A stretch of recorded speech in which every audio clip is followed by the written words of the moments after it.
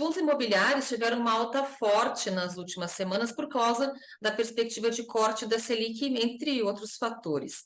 Agora, uma pergunta é: será que foi só uma primeira onda de valorização e virão outras? Ou o mercado já antecipou todo o potencial que as condições atuais permitem em termos de valorização, e agora, sabe-se lá, só quando a Selic começar a cair mesmo?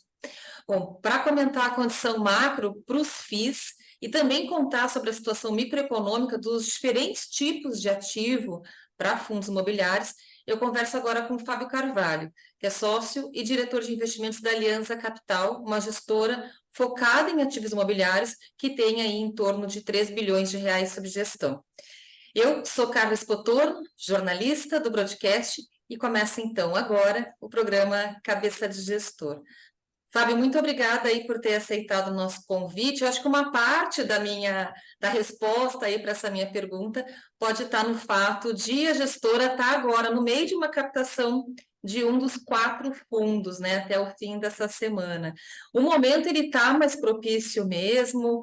Vocês entendem que a gente está aí com mais de 8% de valorização do índice, né, o IFIX, no mês. Isso é uma primeira onda ou já está tudo antecipado? Por favor. Bom, obrigado pelo convite, prazer estar aqui com vocês. Eu acho que é uma primeira onda, é o começo da primeira onda. Eu acho que a gente tem muito para andar ainda, o preço dos ativos está muito amassado, né? O preço dos ativos está muito baixo. Depois de alguns anos ruins aí, eu acho que, né, do começo da pandemia em diante, os ativos imobiliários, os ativos de risco em geral, mas principalmente os imobiliários, até pelo elemento sanitário da própria pandemia, né, que afetou do ponto de vista micro operacional os ativos, né? Então, os ativos imobiliários estão sendo amassados e apanhando de todo lado, taxa de juros, a inflação e o operacional deles, que do lado, né, do dia a dia ali, das operações propriamente ditas, apanhou muito na pandemia, né, o lado sanitário ali dos ativos, shoppings fechados, escritórios sem utilização, tudo isso machucou também, né, a parte operacional. Então, eu acho que os ativos imobiliários tiveram uma fase tanto micro como macro muito ruim nos últimos anos, e acho que agora a gente tem a coincidência da melhoria dos dois, porque no micro os ativos, a gente vai falar mais disso, mas os ativos já estão desempenhando muito melhor, né, em termos de vacância, valores de aluguel, inadimplência de inquilino, tudo isso indicando melhorias importantes aí nos últimos tempos. E do lado macro a gente vai ter a reversão do aperto monetário, vamos ter a flexibilização monetária em breve, né? Tem discussão se é agosto, se não é no Copom de agosto, é no seguinte, quando o juro começa a cair, mas na verdade pouco importa se é agosto ou se é na seguinte, o fato é que, né, a discussão vai mudar de alta de juros, que a gente teve uma alta muito forte, muito rápida dos juros, para uma redução, né? Acredito que a redução é mais lenta do que foi a alta, mas não deixa de ser uma redução. Então, toda a narrativa, toda a discussão do mercado vai virar para onde eu aloco, né? Agora que o juro vai cair, que tipo de investimento eu devo buscar. Eu acho que a gente está no começo disso ainda. Quando a gente olha mercado financeiro, os juros futuros, os juros longos, que é o que geralmente impacta mais diretamente, né, os fundos imobiliários, eles já caíram bastante. Então, quando a gente olha títulos de renda fixa atrelados à inflação, tem queda bastante relevante, sobretudo ali nos prazos intermediários e longos. Você acha que depois que o corte começar, o investidor ele se anima a entrar mais e aí, portanto, tem uma segunda onda de uma supervalorização, ou os juros do jeito que está já tem o potencial máximo? Eu queria Não, entender eu um pouco acho, a coisa do mercado e da economia real. eu acho que nos FIIs, né, nos fundos imobiliários, os fundos imobiliários e o mercado dos fundos de ações ou das ações, né, na B3 são um pouco diferentes, têm um comportamento um pouco diferente pela base de investidores, principalmente. Então, no mundo de B3 de ações, você tem muitos fundos, você tem muitos investidores estrangeiros, fundos de pensão. O mercado de ações é dominado pelos profissionais e institucionais, que a gente chama. O mercado de FIIs, ele ainda é dominado pela pessoa pessoa física, que é o comprador final, vamos dizer assim, das cotas dos FIIs, que compra diretamente. A pessoa física, eu acho que ela é menos sensível a entender a curva longa da NTN, né, movimentos de juro longo, futuro, e ele é mais sensível ao juro imediato, que é a Selic, é quanto o dinheiro dele está rendendo no banco hoje, né, o dinheiro que está no fundo DI do banco dele hoje rende quanto. E quando isso começa a cair, eu vou correr atrás de alternativas. Então, eu acho que para os FIIs, por isso que eu acho que a gente está no começo do movimento, porque a gente vai juntar, né, a melhoria operacional dos ativos que já está acontecendo com força, com essa movimentação da pessoa física atrás de alternativas de investimento para ela, quando ela começar a sentir no bolso a Selic caindo. Então, eu acho que é um pouco diferente o movimento de mercado, né, de ativos que são mais de investidores profissionais, como as ações, e os FIIs, que são ativos mais de investidor pessoa física. Então, eu acho que a pessoa física ela reage de verdade quando ela começa a ver no jornal, né, na TV, ler no jornal, na manchete do jornal, que o juro começou a cair. Isso não aconteceu ainda. Isso talvez comece em agosto, talvez nem em agosto. Quando começar, vai começar devagar, né, vai ser 0,25, vai devagarzinho. Então, assim, eu acho que a gente tem um tempo, pelo menos uns 12 a 18 meses pela frente, de juros caindo, né? E acho que de juro imediato, não o juro longo da NTN, mas o juro Selic, que é o que o investidor pessoa física tem remunerando o dinheiro dele que está parado no banco. E aí, este movimento de 12, 18 meses aí, eu acho que vai trazer movimentações importantes de preços, né, dos ativos. Essa é uma visão muito curiosa, porque para ativos e para o mercado financeiro, a gente sempre brinca com aquele bordão, né? Que sobe no fato, sobe no boato e realiza no fato. Então, sempre tem uma super antecipação. Mas aqui, pela característica de quem é o cotista, faz todo sentido o que você está dizendo. De fato, precisa materializar aí no bolso o fundo DI pagando menos para o investidor, então, aí ter um incentivo para procurar outras coisas. Agora, os FIIs, eles ainda estão baratos, apesar dessa valorização que a gente viu aí nas últimas semanas? Eu acho que agora a gente tem que olhar com mais cuidado, né? Não é genérico. Eu acho que se você perguntasse 6 meses atrás, quase que dava para dizer fecha o olho e compra qualquer coisa que está tudo barato. Não é bem assim, claro, né? Porque tem fundos com problemas, tem situações específicas. Mas de uma forma um pouco exagerada, 6 meses atrás daria para dizer compra qualquer coisa porque eles estão baratos. Já não é mais assim, mas eu acho que a maioria ainda está bastante barato, né? Juntando os dois elementos que vão acontecer ao mesmo tempo, como eu mencionei, que é, né, do ponto de vista operacional micro, eles operando bem, com aluguéis crescendo, com vacância reduzindo, com inadimplência de inquilino reduzindo. Então, os fundos estão gerando mais caixa, basicamente, que é o final, que é o que importa, né, no final, para os investidores, e vão gerar mais caixa ainda nos próximos meses, no segundo semestre, ano que vem, e ao mesmo tempo o juro caindo, as duas alavancas aí vão realmente fazer os fundos andarem bastante. Então, eu acho que eles ainda estão bastante baratos, vai ter muito que andar. De novo, não vai ser, até pela perspectiva que eu falei do tipo de investidor e de como é o movimento da taxa de juros, né, que acho que vai cair mais lentamente do que ela subiu, vamos dizer. Eu acho que esse movimento vai se estender ao longo de 12 meses, 18 meses, é algo para a gente assistir de agora até talvez o fim do ano que vem, não é algo que vai ser, né, super rápido, mas eu acho que tem bastante valorização para acontecer, sem dúvida. O que a gente viu muito durante a pandemia e também ali depois, alguns meses do pós-pandemia, é o valor de mercado, né, muito achatado e muito divergente do valor patrimonial. Isso acabou acarretando sérios problemas para alguns fundos. Teve fundo que até foi liquidado por conta dessa divergência, né? Você acha que isso tende a se normalizar ou isso, em alguns casos, ainda existe? Isso pode afastar esse investidor pessoa física? Eu acho que isso é parte da oportunidade, né? Isso de alguma forma mostra os fundos baratos, os fundos negociando abaixo dos seus valores patrimoniais aí, contábeis dos seus ativos. Claro que tem exceções também, estou falando de forma genérica, alguns fundos tiveram problemas e tal, mas nos fundos que estão saudáveis, tudo bem, lá com seus ativos, recebendo seus aluguéis, né? Teve situações aí de fundos que ficaram muito baratos, com essa discrepância de valor de mercado para valor patrimonial, que ainda existe, tá? Em vários casos, quando eu digo que o mercado está barato, é porque isso ainda é realidade em vários fundos. E eu acho que tem um outro ponto que a pessoa precisa também prestar atenção, que como eu estava falando que os ativos vão desempenhar melhor, estão desempenhando melhor do ponto de vista micro operacional, e o juro vai começar a cair, os valores patrimoniais também vão subir, eles estão subavaliados em muitos fundos. Então eu acho que ao mesmo tempo você tem fundo ainda com desconto do valor patrimonial, e isso é o valor patrimonial de hoje, né? Então a gente ainda tem, na minha cabeça, um desconto que vai crescer, e por isso que eu vejo que o mercado tem muito que andar ainda, tem muito que subir, porque os valores patrimoniais, em muitos casos, estão depreciados de forma exagerada, pela pela história que eles carregam, né? A inércia do período aí de pandemia e de juro alto.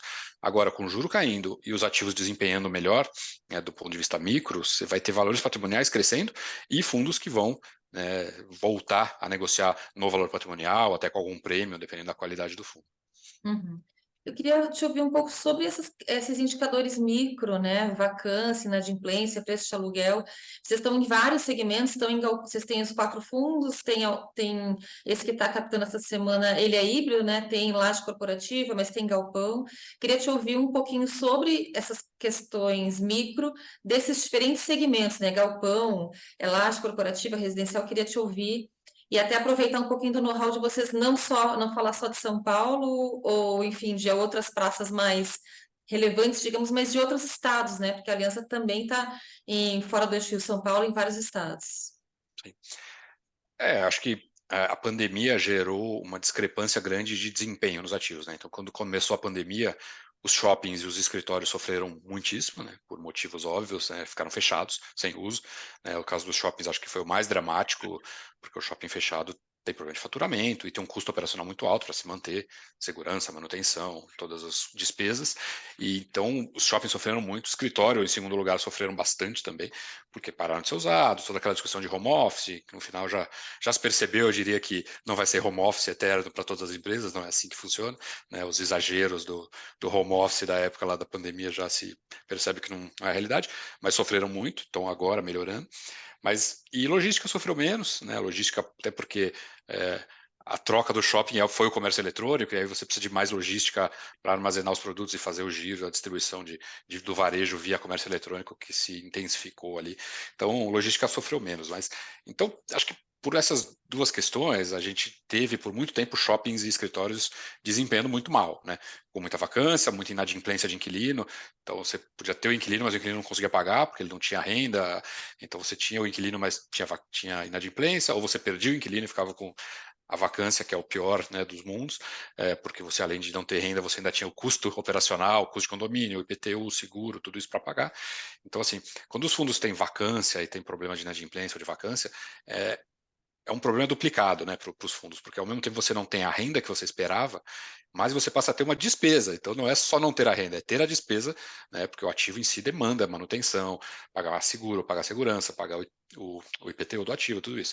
Então os fundos sofrem muito quando os ativos começam a desempenhar mal, quando eles têm vacância e inadimplência. Por outro lado, quando isso melhora, e é o que aconteceu recentemente, então recentemente as vacâncias e inadimplências de prédio de escritório, de shoppings, de condomínios de logística reduziram muito. Então o desempenho ele cresce e ele cresce de uma forma exponencial em termos de geração de caixa, porque você passa a ter renda na área que você tinha antes vaga e você deixa de ter a despesa que a vacância, né, passa para o proprietário quando ela existe. Então realmente o desempenho operacional está melhorando de forma importante e acho que vai melhorar ainda mais aí nos próximos meses, porque realmente as vacâncias caíram bastante, o preço de locação subiu bastante. A gente já está vendo locação Faria Lima, famosa locação de R$ 300 o metro, Faria Lima, que por muito tempo se falava que chegaria por falta de oferta, de ativos e tal. Isso foi atrasado pela pandemia, mas agora está acontecendo, né? O pessoal está assinando contratos de locação a R$ 300 o metro quadrado aqui na Faria Lima. Isso Uhum. tá ficando normal já, tá cheio de prédio cheio, com lista de espera. Então, assim, os ativos estão desempenhando melhor, principalmente escritório e shopping. E logística, na verdade, nunca chegou a desempenhar mal, né? Logística, eu acho que teve uma oportunidade no começo do ano agora, por conta de episódio de lojas americanas e tal, o pessoal ficou com receio de fundos de logística, porque logística, no final, é um ativo usado por varejistas, né? Varejistas, empresas de bens de consumo e tal, porque logística é um cara que precisa armazenar um produto, entregar para clientes, então, de alguma maneira, a exposição de logística é uma exposição muito, no mínimo indireta, a varejo, né? E aí com o episódio de lojas americanas no começo do ano, o pessoal correu da logística e acabou fazendo a logística ficar barato também. Então, assim, Uhum. de forma geral, eu acho que tanto escritório como logística, como shoppings, todos estão baratos ainda, né? Assim, todos estão baratos porque tiveram problemas de desempenho, depois, no caso dos logísticas, o problema das americanas no começo do ano, e no final a gente tem uma situação que alguns meses atrás todos estavam muito baratos, agora recuperando gradualmente, mas todos parecem muito baratos. Isso em qualquer estado onde vocês têm ativos hoje. Depende um pouco do assunto, né? Escritório é um assunto muito de São Paulo, né? Quase não temos exposição ou entendimento de escritório fora de São Paulo. Nos casos de shopping e de logística, todas as regiões, acho que tudo voltou, tiveram uma fase muito ruim de pandemia, mas tudo já voltou com muita força. Então eu acho que logística, shoppings e residencial, meio que em qualquer região economicamente forte, né, vamos dizer assim, do Brasil, e escritório, o nosso entendimento é mais o entendimento de São Paulo, que a gente realmente tem mais contato e realmente está voltando com uma força muito grande. Vacância de Faria Lima já é zero, né? Não há vacância na Faria Lima mais. Existe uma vacância de um dígito ali, 4%, 5%, que na verdade é meio andar num prédio, meio andar num outro prédio. Se uma grande empresa hoje fala, não, eu gostaria de 2.000 metros, 3, 4.000 metros na Faria Lima, não existe, né? Simplesmente não existe, é fila de espera ou escolhe outro lugar, porque hoje você só tem meio andar em um prédio, meio andar no outro, que alguém acabou de sair, mas já tem alguém entrando, então a vacância tecnicamente da Faria Lima já acabou, né? E que é uma coisa que estava acontecendo no finalzinho de 2019, né? E se esperava que acontecesse, porque tem um problema de oferta, você não consegue construir mais, né? Então esperava-se isso meio que no final de 2019, que o mercado estava mais aquecido, e aí a pandemia interrompeu isso, mas passada a pandemia, a gente voltou para esse ciclo de limitação de oferta de escritório em São Paulo e a demanda empurrando os preços para cima e essa vacância para baixo. Então, E realmente Fábio, está. sim. E Fábio, para finalizar, vocês estão com essa oferta pública, né, no mercado para o fundo Trust, que é um fundo híbrido, né, a gente já falou.